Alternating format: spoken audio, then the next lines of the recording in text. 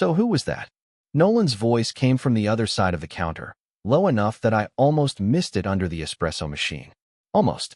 I looked up with my hand still wrapped around a paper cup, my name tag crooked, my stomach doing that stupid little drop it only did around him.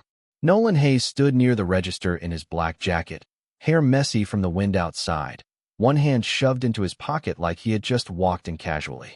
But his eyes weren't on the menu. They were on the guy sitting by the front window. Miles. That was his name. He'd been coming into the bookstore cafe for maybe 2 weeks, always around closing, always ordering the same vanilla latte, always pretending he needed help finding a book when he clearly didn't. Tonight, he'd asked what I was reading during my break, and somehow that turned into 15 minutes of talking about bad movie adaptations and whether people who fold book pages should be trusted. Normal stuff. Harmless stuff. At least, that was what I told myself until Nolan walked in and saw me laughing. A customer, I said way too fast. Nolan's eyes flicked back to me. Customers usually make you smile like that? Heat climbed up my neck before I could stop it. I smile at customers. It's kind of part of the job. Right. He nodded once, but his mouth didn't move into the grin I expected. That was the first thing that felt wrong. Nolan always grinned. At everything. At bad parking. At burnt toast. At me when I got annoyed because he stole fries off my plate like it was a legal right. He was my best friend. He had been for years. He wasn't supposed to stand there looking at me like I'd done something to him. Miles stood from his table then, pulling on a denim jacket. Night, Evan. He lifted 2 fingers in a small wave. See you around? I opened my mouth, but Nolan answered with his silence. It filled the space before I could. I forced a small laugh. Yeah, have a good one. Miles glanced between us for half a second, like he'd picked up on something I was still trying to pretend wasn't there, then pushed through the door into the cold Chicago night. The little bell above the entrance rang once. Then it was just me, Nolan, and the sound of milk steaming behind me. I wiped the counter even though it was already clean. You want your usual? Nolan leaned against the pickup counter, too close to where I was standing. Didn't know you had a new friend. I don't. He knew your name. I wear a name tag. He said it like he liked saying it. My hand stopped moving. For a second, neither of us said anything. The cafe lights felt too bright. The bookstore side was almost empty, just one old guy in the mystery aisle and my manager in the back pretending not to hear anything. I looked at Nolan carefully. Why are you being weird? His jaw shifted. Just a little. I'm not. You are. I just asked a question. No, you asked like 5. That finally got a tiny laugh out of him, but it didn't sound right. It sounded forced. He looked down at the counter, tapping 2 fingers against the edge, the way he did when he wanted to say something and hated that he wanted to say it. I hated that I knew that about him. I hated that I knew almost everything about him. His coffee order, his lock screen, the hoodie he wore when he was tired, the way he got quiet when he cared too much. And I hated that none of that meant what I wanted it to mean. Nolan was just protective. That was all. Best friends got weird sometimes. Best friends noticed new people. Best friends didn't like feeling replaced. It didn't mean he wanted me. It didn't mean anything.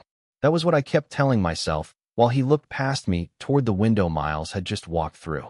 He seems smooth, Nolan muttered. I laughed once, dry and short. You talked to him for 0 seconds. Didn't need to. Okay, what's your problem with him? Nolan's eyes came back to mine, and for one quick second, something sharp moved across his face. Not anger. Not exactly. Something closer to panic, maybe. But then he covered it, like always, with a shrug. I don't have a problem. I stared at him. He stared back. The room went quiet in that dangerous way, where even normal breathing felt too loud. Then Nolan reached over and gently straightened my name tag with his thumb. It was such a small thing. He'd done things like that before. Fixed my collar. Pulled lint off my sleeve. Knocked his shoulder into mine when I was overthinking. But tonight his hand lingered half a second too long. Long enough for my chest to tighten. Long enough for both of us to notice. He pulled his hand back first. You looked pretty comfortable with him, he said quietly. I should have told Nolan he was being ridiculous.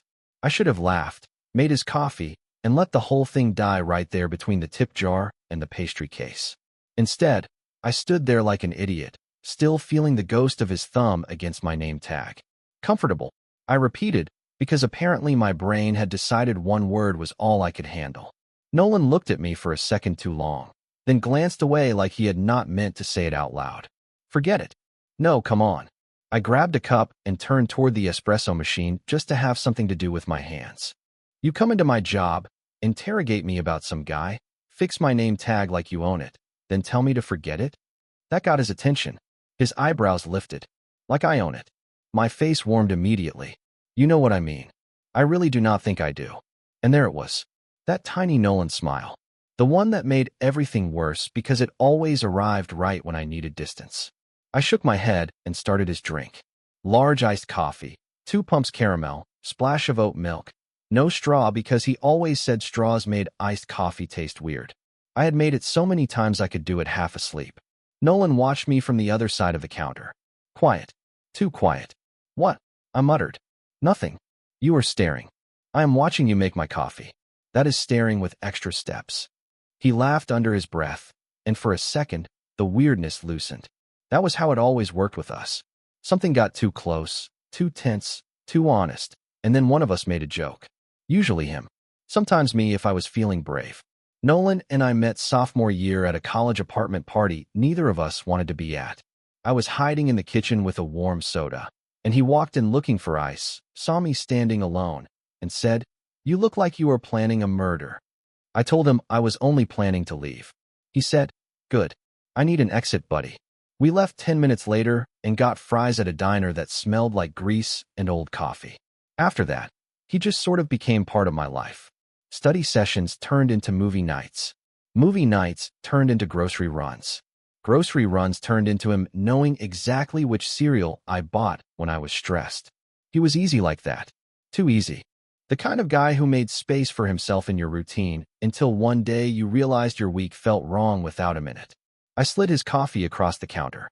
Our fingers brushed around the cup. Barely anything. Skin against skin for half a second. But he did not pull away right away. Neither did I. My chest tightened so fast it annoyed me. It was just a touch. Normal. Friends touched. Friends shared hoodies when one of them forgot a jacket. Friends fell asleep on opposite ends of a couch and woke up with their legs tangled under a blanket. Friends texted home after midnight, even when the walk was 3 blocks. Friends remembered your coffee order and looked irritated when another guy made you laugh. Right? Nolan's fingers finally closed around the cup, slower than they needed to. You remembered oat milk. I blinked. You always get oat milk. Yeah, but you remember. It is not exactly classified information. His smile softened, and that was worse than the teasing. Still, my manager called from the back, asking me to lock the side door before I left. I yelled back that I had it, grateful for the interruption. When I turned around, Nolan was watching me again. Not Miles. Not the door. Me. What time are you off? 10. I will walk you home. I frowned. You do not have to. I know. It is cold. Then walk faster. I rolled my eyes, but my stomach did that stupid thing again. Because Nolan had walked me home 100 times. Because it meant nothing. Because it always meant nothing until he looked at me like it did. I grabbed a rag and wiped the counter again. You are being extra tonight. He took a sip of coffee, eyes still on me over the lid. Maybe I just do not like sharing my favorite person. The rag stopped under my hand. Nolan froze too, like he had surprised himself. The words sat between us. Way too casual and not casual at all. I forced a laugh because if I did not, I might actually ask him what he meant. Your favorite barista, you mean? Nolan looked down at his coffee. His thumb moved along the plastic cup, slow and nervous. Yeah, he said quietly. That too. The first thing Nolan did when we left the cafe was take my tote bag from my shoulder like it personally offended him. I can carry my own stuff. I told him, locking the front door behind us. I know. He slipped the strap over his shoulder anyway. You carry it every night. And somehow I survive. Barely. I should have argued more. I really should have. But it was cold enough that my fingers were already stiff, and Nolan was looking at me with that stupid calm face he used whenever he had already decided something. So I let him. That was the problem with Nolan. He made things feel normal that probably were not normal at all. The walk to my apartment was only 8 minutes, maybe 10 if the crosswalk lights hated you. Chicago was damp and windy, the kind of cold that slipped under your jacket no matter how tight you zipped it. Nolan walked close beside me, shoulder brushing mine every few steps. Not enough to call out. Too much to ignore. Halfway down the block, my phone buzzed. I pulled it out without thinking. A message from Miles. Good seeing you tonight. Also, for the record, I do not fold book pages. I smiled before I could stop myself. Big mistake. Nolan noticed immediately. Of course he did. Him. My thumb froze above the screen. You do realize how insane you sound, right? I said one word. Yeah. Like a detective in a bad crime show. Nolan looked straight ahead, jaw tight. What did he say? Nothing. Evan. He made a joke about book pages. Sounds riveting. I stopped walking. Nolan took 2 more steps before he realized, then turned back with my tote still on his shoulder. Under the streetlight, he looked tired. Not angry exactly. Just tense in a way I did not know what to do with. Why are you acting like this? He rubbed the back of his neck. I am not acting like anything. You are. You keep asking about him. You stared at him at the café. You got weird when he said my name. Because he was flirting with you. My heart kicked once hard. So. Nolan blinked. Like that one word had hit him somewhere he was not ready for. So. Yeah, Nolan. So what? A car passed, headlights sliding over his face and disappearing. For a second, neither of us moved. The wind pushed at my jacket. My phone sat heavy in my hand. Miles's message still open, suddenly feeling less like a text and more like evidence. Nolan looked down at it, then back at me. Do you like him? The question came out quieter than I expected. Not teasing. Not joking. That was what messed me up. I forced a laugh, but it sounded wrong even to me. I barely know him. That is not what I asked. My throat went dry. I hated him a little for that. For standing there with my bag on his shoulder, asking questions he had no right to ask, looking hurt like I was the one crossing some invisible line. Why do you care? His mouth opened. Nothing came out. That silence did more damage than an answer would have. I looked away first because I had to. Because if I kept looking at him, I was going to say something stupid. Something honest. Forget it. I started walking again. Nolan caught up fast. Evan. No, it is fine. It is not. Then say something. He reached for my wrist. Not hard. Just enough to stop me. His fingers were warm against my skin, and my whole body betrayed me by going still. Nolan noticed. I knew he noticed because his eyes dropped to where he was touching me, then lifted slowly back to my face. The sidewalk felt too quiet. The whole city felt too quiet. I do not know what to say, he admitted. That should have made me angry. Instead, it made my chest ache. I pulled my wrist back before I could lean into him. Then maybe stop acting like I belong to you. Nolan flinched. Just barely. But I saw it. When we reached my building, he handed me the tote without a joke, without a smile, without looking away from me. I thought that would be the end of it. Then my phone buzzed again. Miles had sent another message. Nolan saw the name light up on my screen, and his voice dropped. Are you going to text him back? Are you going to text him back? Nolan's question hung between us in front of my apartment building, quiet and sharp enough to make my chest tighten. I looked down at my phone, then back at him. You really want to do this in the doorway?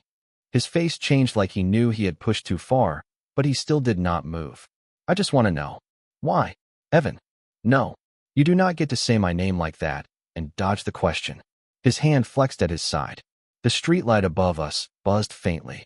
Somewhere upstairs, someone laughed through an open window, normal and careless, like my whole night was not tilting sideways.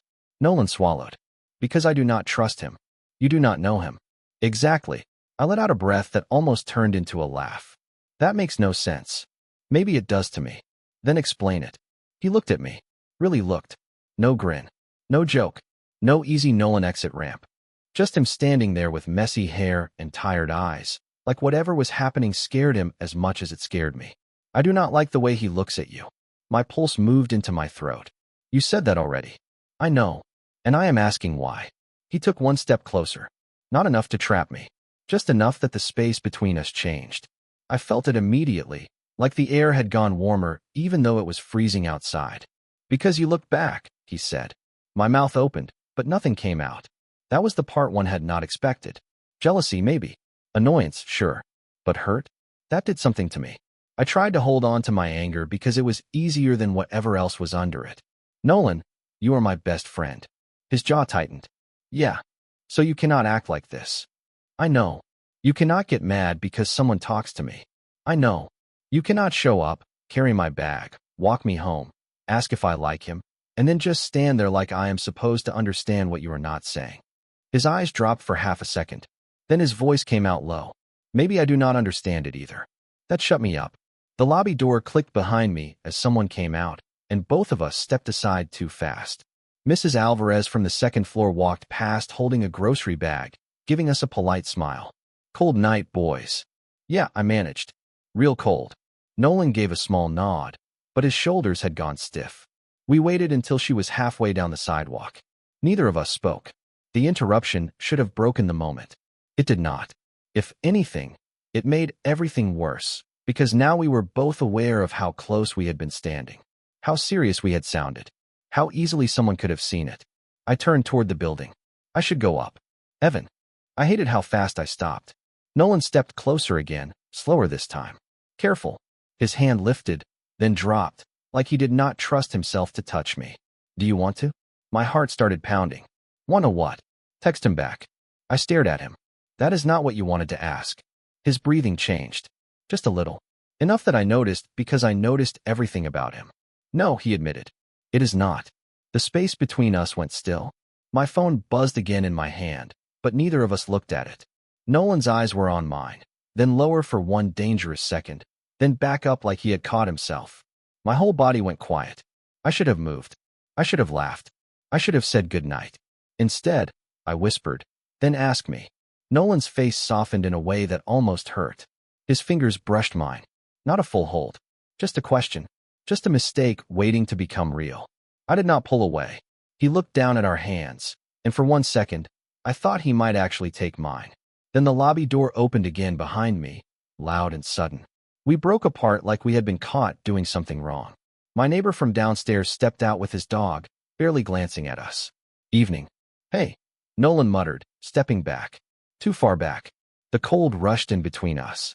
I shoved my phone into my pocket without answering Miles. Nolan saw it. His expression flickered, unreadable. "Good night, Evan." I nodded because my voice did not feel safe. "Night." I went inside without looking back. But halfway up the stairs, my hand still tingled where his fingers had almost stayed. By the next morning, everything looked normal. It was not. Nolan did not text me after he left. I did not text him either, which felt mature for about 6 minutes, and then just felt awful. I kept opening our conversation like an idiot, staring at the last message he had sent before all of this got weird. "You home?" That was from 2 nights ago. 2 words. Somehow I missed them. I worked the afternoon shift at the café, and for once, the place was actually busy. College kids with laptops. Office people ordering drinks they barely looked up from. A mom buying 3 hot chocolates for kids who kept spinning the greeting card rack. Normal chaos. Good chaos. The kind that should have kept my brain occupied. It did not. Every time the bell over the door rang, my body reacted before I did. My stomach tightened. My eyes lifted. And every time it was not Nolan, I felt stupid all over again. Around 4, Miles came in. Denim jacket again. Same easy smile. "Hey, Evan." I almost dropped a stack of napkins. "Hey." He glanced at the menu like he did not already know what he wanted. "Vanilla latte. And maybe your professional opinion on something." I forced myself to smile. Professional book opinion or professional coffee opinion? Book. Coffee seems dangerous. You look like you judge people. Only if they order hot coffee in July. He laughed, and it was nice. Simple. Uncomplicated. I could have used uncomplicated. While his drink was steaming, my coworker Jess slid up beside me with a tray of muffins and the kind of look that meant she had already decided to be annoying. "So that is him?" she whispered. I shot her a look. "Do not. I am not doing anything. You are literally doing the face." "What face?" "The face where you act like my life is a group chat." Jess grinned and glanced toward Miles, who was browsing the new fiction table. "He is cute. He is a customer. Customers can be cute." "Jess." She leaned closer, voice dropping. "Is this why your tall, grumpy friend looked like he wanted to bite through a straw last night?" My hand froze on the cup lid. Nolan was not grumpy. Evan. He stood at the counter for 20 minutes pretending to read the pastry labels. I felt heat climb up my neck. He was waiting for me. Exactly. She gave me a look like I was missing something obvious. He always waits for you. That is the weird part. I snapped the lid on too hard. Coffee splashed over my thumb. Ow. Before I could reach for a towel, Miles appeared at the counter. "You okay?" "Yeah, it is nothing." He grabbed a napkin from the dispenser and handed it over. Not dramatic. Just kind. Careful. That looked hot. "Thanks." I took it from him, aware of Jess watching us like she was front row at a movie. Miles smiled a little. For the record, I was going to ask if you wanted to check out that used bookstore on Clark sometime. They have a whole section of terrible horror paperbacks. My mouth went dry. A normal invitation. A normal guy. A normal chance to stop standing in the emotional traffic Nolan had created. Yeah, I heard myself say. That could be fun. Jess went very still beside me. Miles looked pleased, but not smug. Cool. Maybe Friday. I nodded before I could overthink it. Friday works. And of course, because the universe had apparently developed a cruel sense of timing, the bell over the door rang right then. I looked up. Nolan walked in with his hands in his jacket pockets, eyes finding me immediately. Then Miles. Then the napkin still wrapped around my thumb. Then Jess's face, which was doing absolutely nothing to help me. For a second, nobody said anything. Nolan's expression did not crack, but something behind his eyes shifted, like he had walked in 1 second too late and understood more than I wanted him to. Miles turned politely. Hey. Nolan gave him a small nod. Hey. His voice was flat. Too flat. I cleared my throat. Nolan, this is Miles. Yeah. Nolan murmured, eyes still on me. I figured. Jess suddenly remembered she had muffins to put somewhere else and disappeared. Coward. Miles looked between us, then stepped back from the counter. I should go? Friday then. Nolan's jaw moved. I felt it like a hand around my ribs. Yeah, I said quietly. Friday. Miles left with his coffee. The bell rang again. Nolan did not watch him go. He watched me. Friday. I wiped my thumb even though it had stopped hurting. Do not start. He gave a short laugh with no humor in it. I did not say anything. Your face did. Nolan looked down, then back up, and for the first time he seemed less jealous than scared. So you were going out with him. I wanted to say yes just to make him feel what I had been feeling for years. Instead, my voice came out softer. I am allowed to. The space between us went quiet. Nolan nodded once, like something had landed exactly where it hurt. Yeah, he said. You are. For 2 days, Nolan did exactly what he always did when something scared him. He got casual. Too casual. He sent a photo of a busted parking sign outside his office with the caption, "This feels illegal." He dropped off the charger I had left in his car. He asked if I had eaten, then immediately followed it with, "Not in a weird way." Like that made it less weird. But he did not mention Miles. He did not mention Friday. He did not mention the way he had looked at me in the cafe like I had just stepped out of his reach. I tried to play along. I really did. I sent normal replies. I went to work. I folded napkins. I told Jess I was fine when she gave me that look across the counter. But by Thursday night, I was tired of pretending. Nolan showed up at my apartment around 8 with takeout from the Thai place on Damon, the one that always forgot the extra lime unless he asked twice. He held the bag up when I opened the door. Peace offering. I leaned against the doorframe. For what? His mouth twitched, but the smile did not stick. Being annoying. That is a lifelong condition. One dinner will not fix it. Then I will bring dessert next time. I should have told him I was busy. I should have told him to go home. Instead, I stepped aside.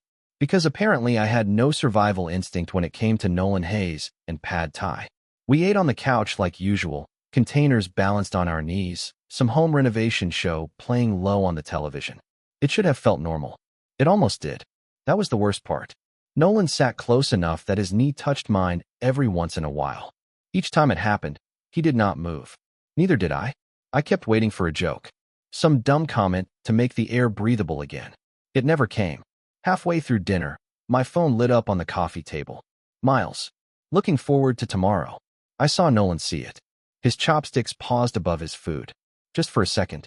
Then he looked back at the television like the wall color debate had suddenly become life-changing. I picked up my phone, but my thumb stayed frozen over the screen. You can answer him, Nolan murmured.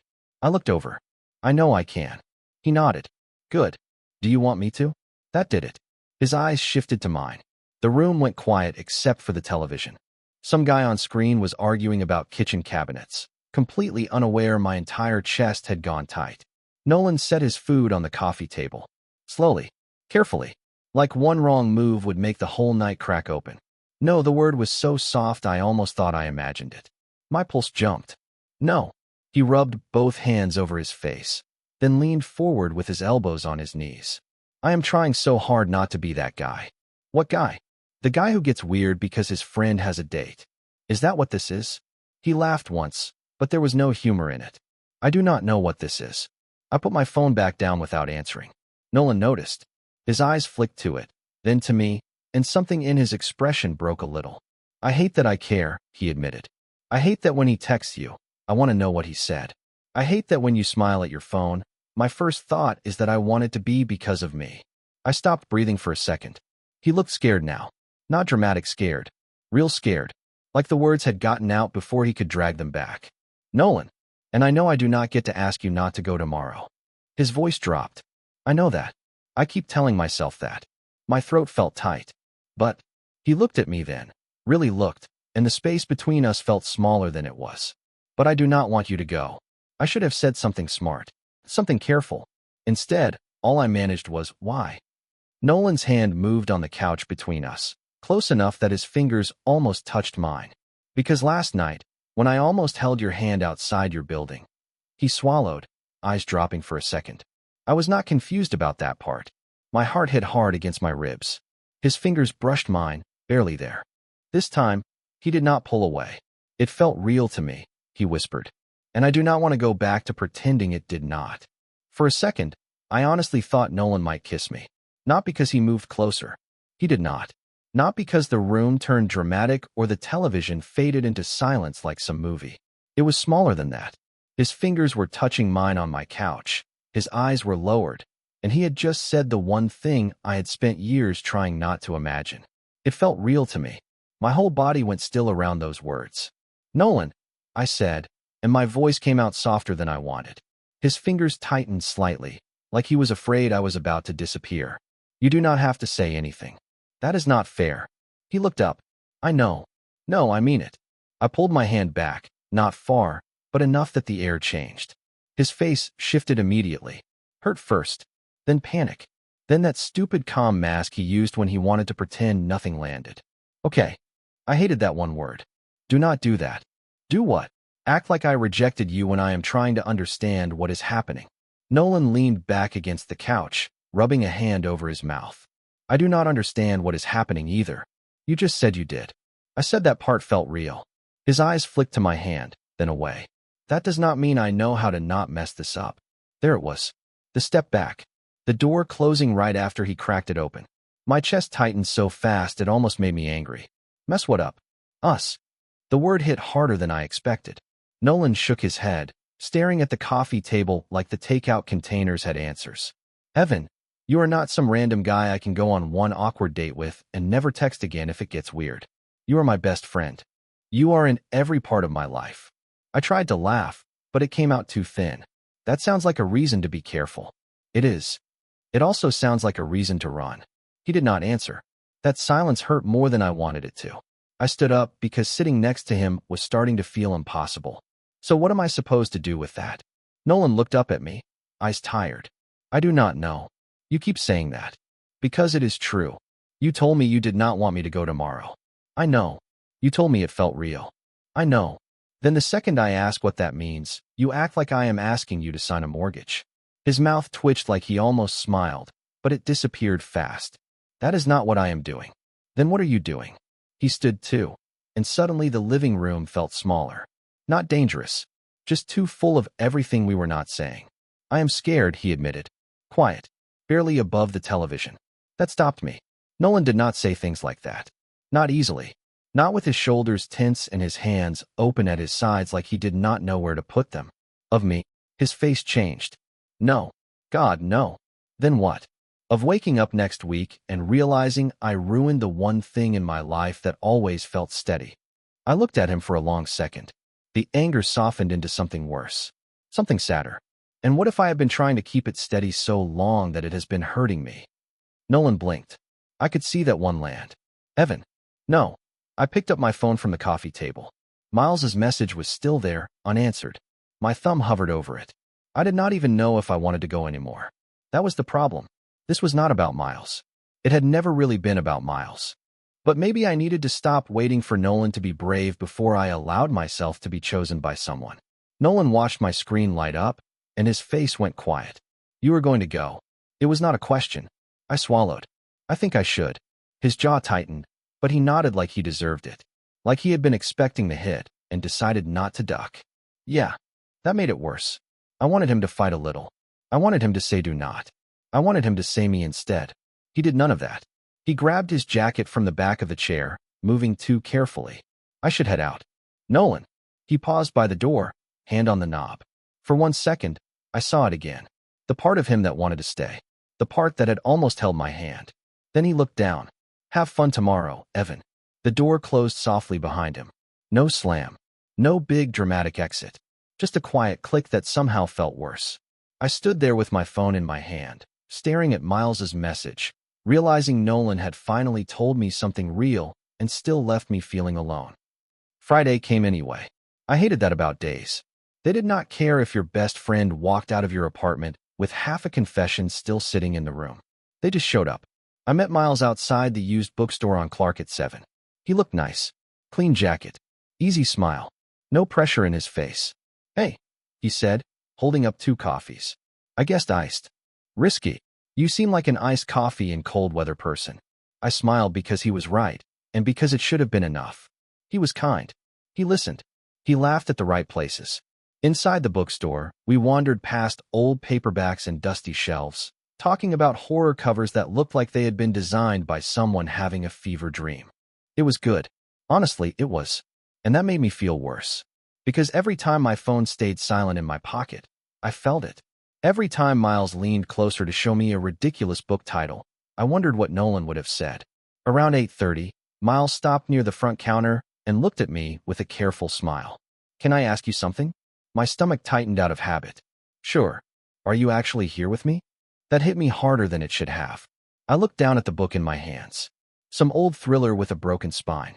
I am sorry. Miles gave a small nod, not surprised. It is your friend, right? I opened my mouth. Nothing came out. He smiled, but it was softer now. For what it is worth. He looked at you like he was losing something. My chest went tight. He is scared. Most people are. Miles took the book from my hand and set it gently on the shelf. But you probably should not be on a date with me while waiting for him to get brave. That should have embarrassed me. It did. But it also felt like someone finally turned on a light. I walked home instead of taking the train. I needed the cold air. I needed 8 blocks of telling myself not to call Nolan and then calling him anyway. He answered on the 3rd ring. Evan. His voice sounded rough, like he had not expected me. Like maybe he had been staring at his phone too. I stopped under a streetlight, hand shoved in my jacket pocket. I left. Silence. Then, careful. Left where? The date. I heard him breathe in. Why? Because it was unfair. To him. To all of us. Another silence. Longer this time. Where are you? 10 minutes later, Nolan's car pulled up beside the curb. He did not get out right away. I opened the passenger door and sat down, bringing the cold in with me. The car smelled like coffee, mint gum, and him. For a few seconds, neither of us moved. His hands rested on the steering wheel. Mine stayed in my lap. The heater hummed between us. Did he do something? Nolan's voice was tight. I looked at him. No. He was nice. His fingers flexed once against the wheel. Okay. That bothers you. Yeah. At least he did not lie. I let out a breath and leaned back against the seat. Nolan, I cannot keep doing this. He turned his head slowly. Doing what? Pretending we are normal. His face went still. I kept going before I lost my nerve. Pretending you walking me home and carrying my bag and almost holding my hand is just best friend stuff. Pretending you were only being protective. Pretending I do not look for you every time the cafe door opens. His eyes softened, and that almost broke me. Evan. No, let me finish. My voice shook a little, but I kept it there. You are scared of ruining us. I get that. I am scared too. But I have been scared quietly for years, and it is exhausting. Nolan looked away first, out through the windshield. The streetlight cut across his face, making him look younger somehow. More unsure. I thought if I did not say it, I could keep you. My chest hurt. You do not get to keep me by saying nothing. He nodded once. Slow. Like he deserved that. Then he turned back to me. I was jealous. The words were plain. No drama. No joke. Just there. My heart started pounding. Of Miles. Of anyone who got to look at you without pretending it was casual. I stopped breathing for a second. Nolan's hand moved from the steering wheel to the space between us, palm open on the console. Not grabbing. Not asking with words. Just there. I did not want you to leave because I wanted you to choose me, he said quietly. And I hated myself for wanting that before I had the guts to say it. My eyes dropped to his hand, then back to him. And now, his throat moved. Now I am saying it. The car felt impossibly quiet. Outside, traffic moved past like the world had not just shifted. I placed my hand in his. His fingers closed slowly around mine, careful and warm. This time, neither of us pulled away. We sat in Nolan's car for a long time without saying anything. His hand stayed around mine on the center console, warm and steady, like he was afraid I might disappear if he loosened his grip. I kept waiting for the panic to hit, for him to laugh it off, for me to pull away first and make some dumb joke about how weird this was. But none of that happened. The heater hummed. A bus rolled past the window. Somewhere down the block, a group of people came out of a bar laughing too loud. Life kept moving, and Nolan kept holding my hand. I should probably say something, he murmured. I looked over. Probably. He rubbed his thumb once over my knuckles, then gave this small, nervous laugh that did not sound like him at all. I had a whole speech in my head on the drive over. Was it good? No, that made me smile. He saw it, and his shoulders dropped a little, like my smile gave him permission to breathe. I do not know how to do this perfectly, he admitted. I am probably going to get weird. I am probably going to overthink every text for a while. And I know that is not your problem to fix. My throat tightened, but in a softer way this time. Good. Because I am tired. His face changed fast. I know. No, I mean it. I turned a little in my seat, our hands still linked between us. I cannot be the place you hide until you figure yourself out. I cannot be your almost. Nolan nodded, slow and serious. You are not. Nolan. I mean it. His eyes stayed on mine. No grin. No escape. I do not want almost. Not with you. The words were simple. Maybe that was why they hit so hard. I looked down at our hands because looking at his face felt like too much for a second. So what do we do now? He breathed out, shaky but real. Maybe we start small. Small? Yeah. His mouth tilted. Like I take you home. Walk you to your door. And this time, I do not act like holding your hand was an accident. My chest warmed before I could stop it. That is your big plan. It is a solid plan. Very brave. I am easing into bravery. I laughed, and this time it did not feel forced. It felt like us. The old us, but different. Not erased. Just honest. Nolan drove me back to my building, one hand on the wheel, the other still holding mine whenever traffic allowed. Neither of us made a big deal out of it. That somehow made it bigger. When we reached my place, he parked at the curb and walked around to my side before I could open the door. You are ridiculous, I told him. Yeah. He offered his hand. Still doing it. I took it. Outside, the air was cold enough to make my eyes water, but I barely noticed. We walked up the same sidewalk where we had almost held hands 2 nights ago. The same lobby door. The same buzzing streetlight. But this time, when his fingers slipped between mine, he did not let go. Neither did I. Mrs. Alvarez came through the lobby with her little grocery cart right as we reached the entrance. For 1 second, my old fear jumped up out of habit. Nolan felt my hand tense. He looked at me, then at her, then gently squeezed my fingers instead of dropping them. Evening, he said, calm as anything. Mrs. Alvarez smiled like she had known before we did. Cold night, boys. I swallowed, then smiled back. Yeah, real cold. She went past us, and the world did not end. Nobody shouted. Nobody stared. Nolan was still there. His hand was still in mine. At my apartment door, we stopped. The hallway smelled like old carpet and someone's dinner. Nothing special. Nothing movie-like. Maybe that was why I would remember it forever.